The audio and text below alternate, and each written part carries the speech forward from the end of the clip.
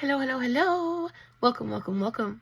Good morning, good afternoon, good evening, wherever you may be.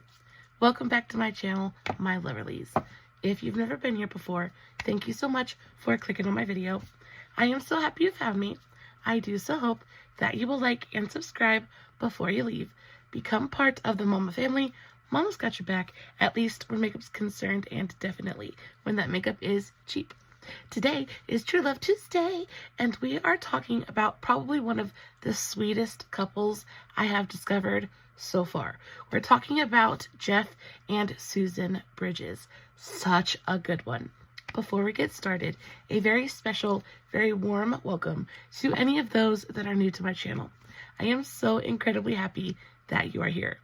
If you enjoy the content, I do so hope that you will mash that thumbs up button. I hope that you will subscribe if you have not already. And I hope that you will ring my bell, turn on your notifications, so that way, next time I upload a video, you can come right back here and we can hang out together again. Also, my eye makeup is already done. She is so very pretty. I, of course, did film a TikTok on today's eye look, just in case you're interested. I will have the tags for that, as well as all of my other socials, Facebook, Instagram, all that good stuff, listed in the description box below. Guys, if you are not following me on all my other socials, you definitely should go do that. I post fun content every single day. And if you're following me everywhere, you don't have to worry about missing a single moment of it. All right.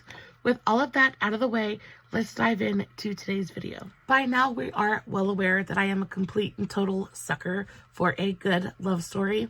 And y'all, this one just checks all of the boxes. There is love at first sight. There's a little bit of a chase. There's grand gestures, tiny bit of drama sprinkled in for good measure. It has everything.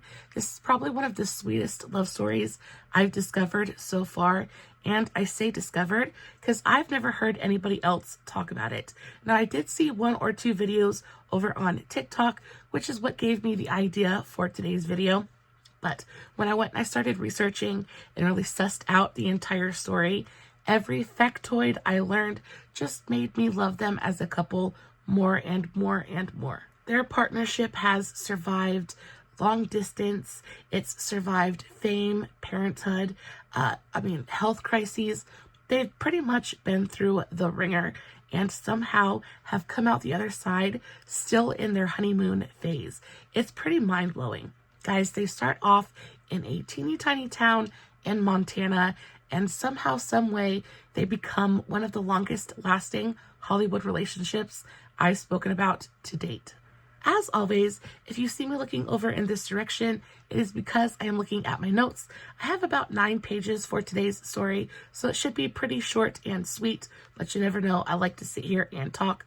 So, just in case, sit back, relax, get comfy, get cozy, get you a big old glass of something to drink, and let's go ahead and dive right in. Jeffrey was born Jeffrey Leon Bridges on December 4th, 1949. He's approximately 77 years old and was born and bred in sunny Los Angeles, California. Now, he was born into a fairly prominent acting family. Both of his parents were entertainers, not necessarily A-listers, but solidly B-list for sure. His father was Leon Bridges, and then his mother was Dorothy Dean Simpson. Now, he also has 3 siblings. He's got an older brother named Bo. He's the kind of actor that you would recognize him if you saw him. He's nowhere near as famous as Jeff, but he's got a little bit of success under his belt. He's got a younger sister named Lucinda, who very much stayed out of the spotlight. And then he also had one more older brother who was born just a year before Jeff was. Unfortunately, he passed away at just a couple of months old from SIDS. Now, Jeff's birth definitely came with the silent expectation that he would go on to Hollywood and make a name for himself.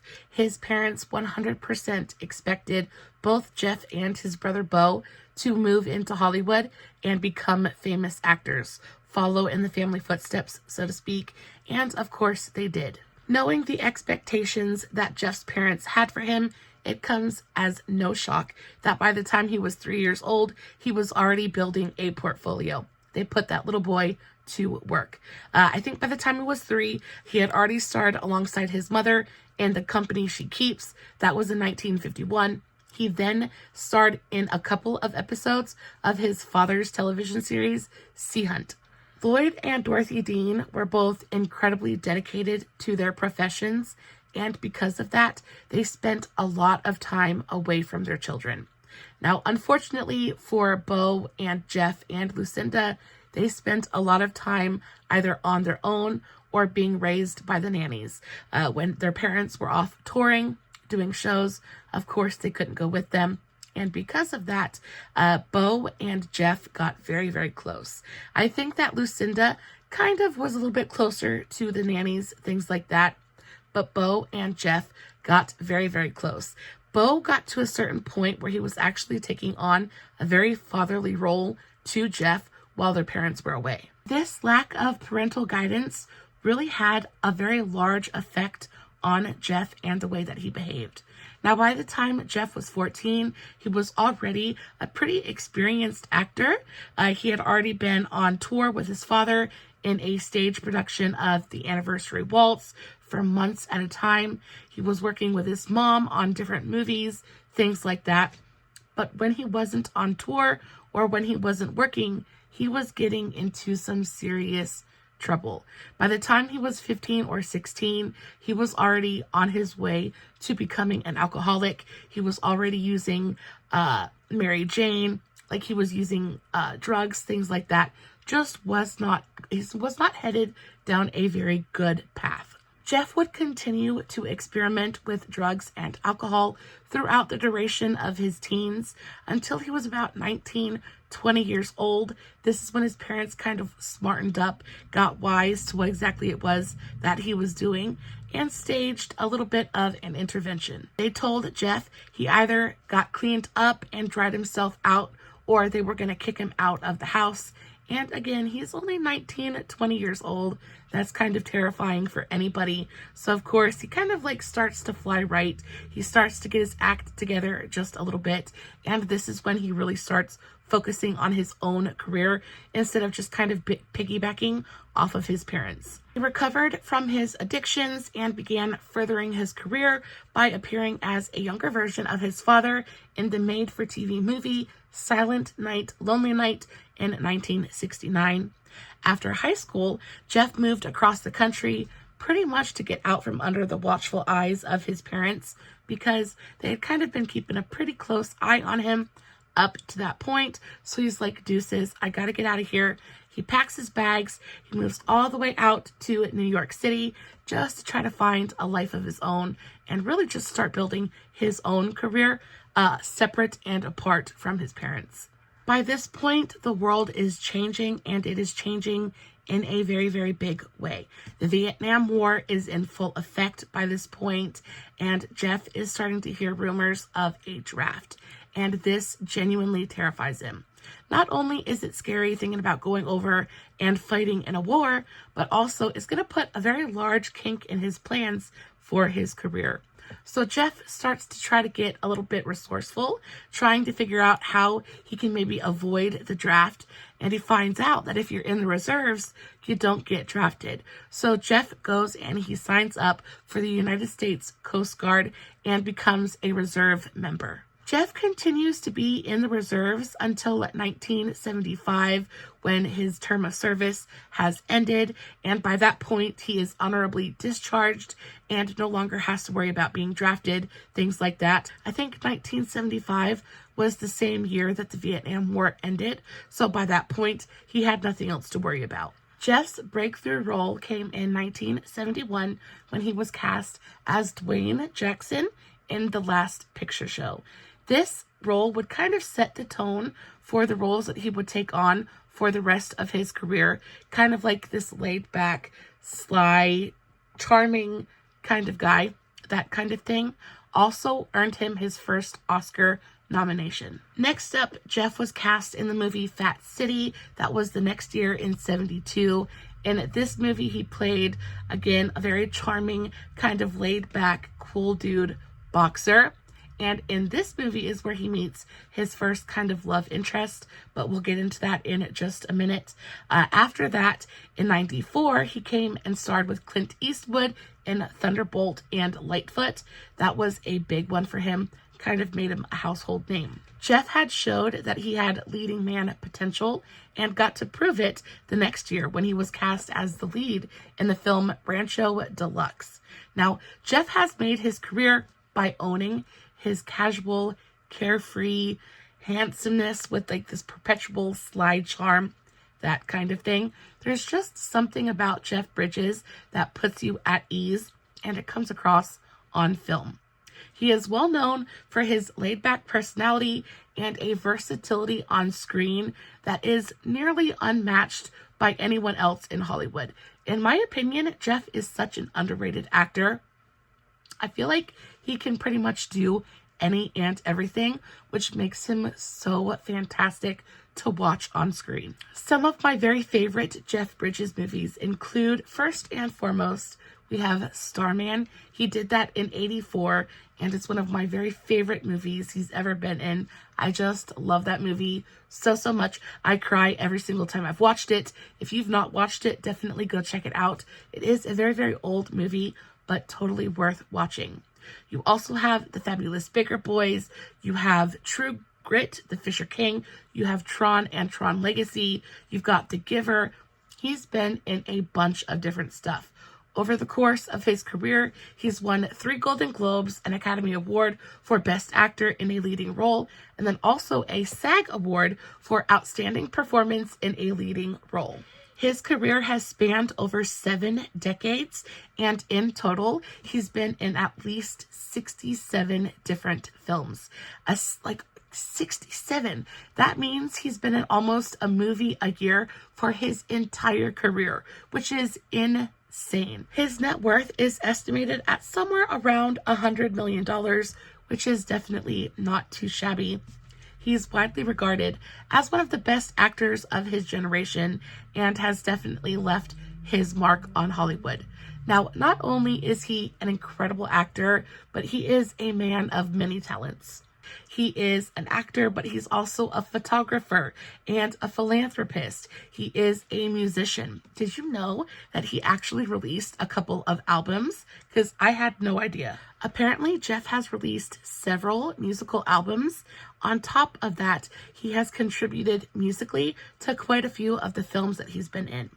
Now, when it comes to his photography, his artwork has been exhibited in galleries across the United States. And then last but not least, Jeff is such a big believer in giving back, especially when it comes to feeding the hungry. In 1984, he founded the End Hunger Network, which is a humanitarian effort that aims to eliminate childhood hunger. Now, overall, Jeff seems like he is such a smart, sweet, kind, funny, and generous human being. He is all of those things and more, but that doesn't mean that he is perfect. However, overall, it seems like he takes all of that energy into his personal life as well, and for the most part, his relationships have all ended pretty amicably. It seems like he is very much a lover and not a fighter, and definitely prefers to be in a relationship as opposed to having short flings and affairs. Jeff met Susan so early on in his career that he really didn't have a lot of time to really build a big long list of previous paramours. However, there are just a few of them. Now, the first woman he had any kind of romantic attachment to as a Hollywood person was a woman by the name of Candace June Clark. Now, I spoke about her just a little while ago. She was his first kind of like leading co-star, like when he got his first real leading role in Fat City. She was his love interest, and of course they met and hit it off and began to date almost immediately after they started working together. Jeff and Candy met in 1972 on the set of Fat City. The movie was Candy's first, but it was Jeff's second, though it was his first real leading role. Candy had made quite a name of herself in the fashion industry beforehand. She had been a cover model, things like that. So she came onto the set of Fat City with very much a ton of sex appeal, and a ton of allure. She was nothing but blonde hair, blue eyes, and legs for days, and Jeff was immediately infatuated. From their first screen test, Jeff had every intention of making Candy his girlfriend, and he succeeded in doing so. They got together and they stayed together for almost, I want to say, 4 years. Like I said, he is not into casual flings or brief affairs. He definitely prefers to be a one-woman man and be in a kind of committed relationship. Now, even though she was his first real relationship, he definitely wasn't perfect, right? Jeff did struggle just a tiny bit with infidelity, especially in that first relationship. I think that he was just still kind of getting the hang of things. His career is starting to pick up a little bit. It's not necessarily taking off yet, but he's definitely starting to make a little bit of a name for himself. And with that is coming a lot more attention. It's coming a lot more popularity, things like that. So he is, of course, tempted by many other women. Now, from what I can gather, he only cheated on Candace one time, and that was with yet another one of his co-stars. In 1973, so about a year after he and Candy start dating, Jeff gets cast as the lead in The Last American Hero, and he plays alongside the infamous Valerie P. Now, y'all, Valerie P has been there and done that. She is a true Hollywood wild child. She was insane. She was insane. She was intense. She was incredibly beautiful. And she just had that kind of aura about her that just made you want to do something dangerous. And she definitely had a little bit of a hold over Jeff. Valerie had been a Las Vegas showgirl before she dipped a toe into the acting pond, and she brought a lot of that charisma and a lot of that energy with her onto the set. Now, she was very well known around Hollywood town as an incredible hostess. She used to throw some of the wildest parties in Hollywood history. Anybody that was anybody knew Valerie, and anybody that was anybody was invited to Valerie's parties. Now, this is where they really started to kind of hook up a little bit because, of course, they met. She invited Jeff to one of her parties, and this is where they started to kind of hook up for the very first time. Now, they enjoyed an on and off relationship for about a year throughout his relationship in between his relationship with Candace, and it didn't last super long, but I'll guarantee it was a very, very wild ride while it did last. And then after they kind of went their own separate ways, he recommitted himself to Candy, and they continued to date for another 2 years after that. Now, one of the biggest reasons I think that his relationship with Candace ended is because Candace was ready to kind of really commit and take things to the next level. And the biggest thing about Jeff is he'll be in a relationship all day long, but the minute you bring up that marriage word, he breaks out into a cold sweat, and the only thing he wants to do is run away. Marriage was something that definitely genuinely terrified him in a very real way. Not exactly sure why, because again, he's in these big, long, committed relationships. He enjoys being half of a couple. I don't know, something about locking it down truly terrified him. After his relationship with Candace kind of comes to an end, he then gets his next role in a movie called Rancho Deluxe. And for this role, he's got to pack up and ship out to Montana because they're filming on location. And this is where Jeff's life gets turned upside down in the best way possible. He is about to meet his match in a woman named Susan Geston. Susan Geston was a 20-year-old country girl from North Dakota with all kinds of sass and a smile that could quite literally knock a man off of his feet. She had the kind of personality that was just effortlessly likable. She instantly won you over, and her smile kind of lit up the room. Now, Susan was in town trying to make a little bit of extra money before she went back to college in the fall. And of course, she was in Paradise Valley at the same time Jeff was there shooting for Rancho Deluxe. Now, they had been in town together for a little while by this point. However, they hadn't run into each other yet. So filming is scheduled to start at Susan's workplace, and Susan is there, of course, working her hiney off, taking orders and chatting up the customers. And all of a sudden, Jeff is sitting there delivering his lines, and he sees the most beautiful woman he's ever seen in his life out of the corner of his eye. Now, a fun thing to note is that Susan had just gotten out of a really terrible car accident. Everybody was walking around calling her Black-Eyed Sue. She had a broken nose, she had 2 black eyes, and you could tell that she was obviously hurting. Yet somehow she was still like the light of that entire dining room. Everybody looked at her and was like, wow, that's a pretty woman. You know, can you imagine how pretty you have to be to look good even with a broken nose and 2 black eyes? Well, of course, the minute Jeff sees Susan, his jaw hits the floor and he is immediately telling himself, that is my future wife. Now, Jeff continues to work, but he keeps stumbling over his lines. His brain just isn't working the way that it's supposed to. And really, all he's worried about is his eyes tracking Susan across the room. He's not focused on his scene partners. He's not focused on work at all. All he can think of is how badly he wants to go up to that woman and say hello. Jeff is sitting there peeking over a magazine, trying to look at her without being noticed, you know? And of course, Susan knows he's staring at her, because we always know when men are staring. But she just goes on doing her own thing. She's very unimpressed by the entire situation. So finally, the director he's had enough. And he's like, okay, we'll take a little bit of a break. Jeff, get your act together, right? So Jeff pops up and takes this opportunity to beeline straight for Susan. Jeff finally musters up the courage to go and talk to her. And he does. He goes and strikes up a conversation and eventually asks Susan out. Now, Susan looks him dead in his face and is like, no, thank you. I'm good, but it's a small town. I'm sure we'll see each other around. Jeff, of course, is kind of heartbroken, but he refuses to give up. He knows that this is not the end for them, so he's just going to bide his time until, something happens, right?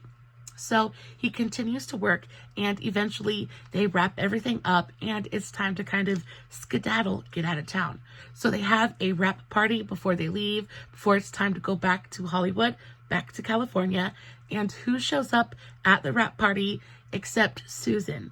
And by this point, her eyes have kind of cleared up a little bit. She's not looking quite so rough. She walks in and literally takes Jeff's breath away. Now, of course, Jeff had been hoping and praying that Susan was going to show up at the party, and when she walks through the door, he is like jumping for joy. He immediately walks up to her before anybody else has a chance to and asks her to dance. Now, the minute Susan is in Jeff's arms, she knows what's going on. Jeff knows what's going on. And they continue to dance the night away until the sun comes up. Now, by this point, Jeff is completely and totally lost in love with this woman.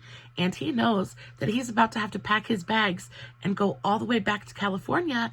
And he doesn't want to do that without Susan. So he asks Susan, will you please come back with me? I know we just met. I know this is super new, but I can tell something good is here. Please just come back with me. And Susan, she's ever logical. She's like, I can't go back with you. She's like, I'm not going to be your Hollywood plaything. I'm not going to do that. I'm not going to do that to myself. I'm going back to college and I'm going to follow my dreams. So Jeff, he has to understand it and he has to respect it. So he packs his bags, gets in his truck and heads back to California. When Jeff gets back to California, he just cannot get this woman out of his head. He cannot stop thinking about her. He's finding himself sad and just kind of like a little bit depressed. And he knows it's because he misses her. He's in love with this woman, and the fact that she is not there with him is really, really bothering him. And of course, Susan is kind of regretting her decision just a little bit by this point as well. But again, she's not going to be easy. She's going to make Jeff work for it. So Jeff, he'd gotten her phone number, so they're talking to each other on the phone, and Jeff is like, you know what, screw this. So he gets in his freaking RV, he gets his best friend, and they drive all the way back to Montana just so that Jeff can see Susan again. So when Jeff gets back to Montana, he goes, swings by, and picks up Susan. Susan brings a bunch of party favors. It's the 70s, so use your imagination. and they're just riding around in this RV with Jeff and his buddy while Susan and Jeff, well, Jeff's buddy is driving, while Susan and Jeff are getting to know each other in the back. And at this time, Jeff is begging Susan, please come back with me. I do not want to be without you. You know you love me. Just admit it to yourself. Come and be with me. And by the end of the night, Susan's like, fine, I guess I'll come back with you. So they pack up and they go back to California, but this time with Susan in tow. Jeff and Susan have completely skipped over the dating phase and jumped right in to being boyfriend and girlfriend. So when they get back to California, the first thing they do is go house hunting. Jeff is very, very interested in starting his life with Susan. Like by this point, they're already saying, I love you. They already know that this is going to be the rest of their lives. So why wait? Why pretend that it's anything else? So their first date was actually them touring around with a realtor looking at houses. Susan stays with Jeff in California for about 2 years. And for those 2 years, everything is perfection. They fight a little bit, but they're able to get over it. Jeff is very stubborn and he is very resistant. Like I said, marriage is not something that he's interested in at all. It completely and totally terrifies him. And here is Susan. She's left everything she's ever known to go to California to live with this man because he begged her to do so, and yet he refuses to marry her. So Susan's starting to get really, really disappointed. She's starting to get fed up. She's losing her patience. She has dropped everything to be here for this man, and he's not even bothering to make an honest woman out of her. Also, Susan was finding it difficult to find space in Jeff's life for herself. Like he was refusing to compromise. Everything was perfect, except he just wouldn't marry her. It was like he was keeping one foot out the door, just ready to run in case something bad happened. And for Susan, she was fully committed. Like this was, it to her mind, going to be the rest of her life. She was committed to this man, and she wasn't going to stay committed if he refused to do the same thing, which I don't blame her for at all. So eventually 2 years go by, and Susan, she's getting ready to, she wants to settle down. She wants to start having children, but she's not going to have kids outside of marriage. It's just not going to happen. She's old school, and she's just not going to do that. And of course, Jeff, his career is kind of starting to pick up quite a bit now. He's starting to get bigger roles. Money is starting to kind of come in, and it is time. It is time for them to start their family. So she ends up having to give Jeff an ultimatum. She's like, either you get down on one knee, you propose, and we take the next step, or I'm done and I'm going back to North Dakota. Jeff really had to wrestle with himself about this decision. And as much as he loved Susan, he knew that there was no doubt in his mind that he wanted to spend the rest of his life with her. But he felt like marriage was a trap. He felt like it was a cage. He felt like it was going to take away all of his options, all of his choices. And, essentially it kind of does. But when you found your person, what other choice do you need? And this, I think, was causing Susan quite a bit of insecurity, right? Because she's fully committed and he's still worried about protecting his other options, right? Like that's just not okay. So she gives him this ultimatum. She says, either propose or I'm done. It takes Jeff all of 2 days to sit down and propose to her. He proposed to her, got down on one knee, did the whole thing, and then 5 days later, they were married. They got married on June 5th, 1977. I can only imagine that the reason they got married so quickly was because Susan was worried Jeff was going to change his mind. I'm sure he was worried about the same thing. Maybe not change his mind, but chicken out at the last minute. So anyway, they get married 5 days after he proposes, and that's that, right? They're officially married. They're officially a done deal, and now they can start really focusing on building permanence and building a family together. Jeff has said on multiple occasions that the decision to finally marry Susan was the best decision he ever made. Now, he calls her Sue. He calls her my Sue, which I think is just the most adorable thing on the planet. He went on to say, what you don't know until you get married is that you think all the other doors close, which is true. But the doorway you open with marriage is a hallway lined with all these other brilliant doors. Kids, deeper intimacy, adventures, and everything else. After they got married, Jeff's career really just took off like a freaking rocket. And after that, things have just gone so quickly. Like I said, he's been in Hollywood for almost like 6-7 decades. And y'all, he's done 67, 68 movies. That's almost a movie a year. So it was just go, go, go, go, go. And of course, the family that works together stays together. So Susan, she found her calling not in front of the camera, but behind it. Susan is an epic producer. Her and Jeff have actually worked together over 50 times. As their careers kind of picked up, things became a little bit more stressful. They had more and more to deal with. They found themselves kind of bickering and arguing quite a lot, especially in that short time frame right after they got married. It seemed like all they did was argue, and they almost broke up a couple of times because of it. And again, a lot of it had to do with Jeff just trying to be stubborn and not willing to compromise. But another big issue was that they just didn't know how to talk to each other. Jeff has said on many occasions that their communication was awful. And I think communication is the biggest glitch in 99% of marriages. I know I've been with my husband for 15 years, going on 15 years, and sometimes it's still very difficult to get across what I'm actually trying to say. Communication is definitely an art. You have to learn how to do it, and sometimes it can be really, really difficult. After lots of trials and tribulations, a lot of trial and error, they finally ended up landing on a system and a solution that works for them. And honestly, their solution is just about as simple as it gets. They said they speak daily about what's bothering them. They each let the other talk until they're finished without any interruptions. This gives them time to both say everything they are feeling and listen without having to worry about formulating a response. Jeff says that if you change partners every time it gets tough or you get a little bit dissatisfied, then you don't get the richness that's available in a long-term relationship.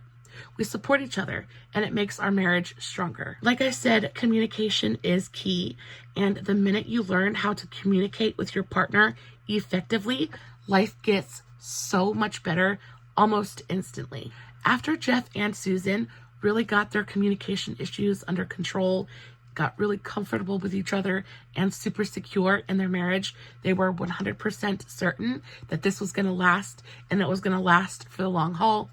They then turned their focus onto maybe like expanding their family just a little bit. 4 years after they got married, they ended up giving birth to their first beautiful baby girl, a little girl named Isabel in 1981.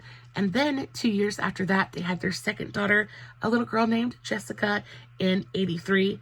And then last but not least, another 2 years down the road, they gave birth to their last beautiful baby girl, a little girl named Haley in 1985. They ended up buying a 9-bedroom mansion in Santa Barbara, California, and this is where they spend the majority of their time at, and it's where they mostly raised their girls.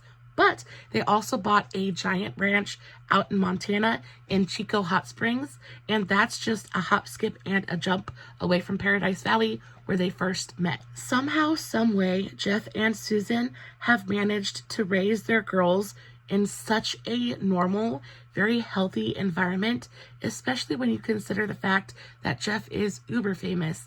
They're surrounded by paparazzi and fame. Just being in Hollywood, just in general, has got to be stressful.